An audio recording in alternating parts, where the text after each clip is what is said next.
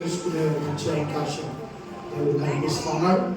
ఈ పత్తి విత్తనాలు ఆ భూమిలోకి వేసినప్పుడు మంచిగా మొలకెత్తి మంచిగా మొక్కై చెట్టై పైరై 30 దంతులు 60 దంతులు 100 అంతలుగా మంచి పంట పండాలని మనం ప్రార్థన చేద్దాం. ప్రేమ మా తండ్రి యేసు ప్రభు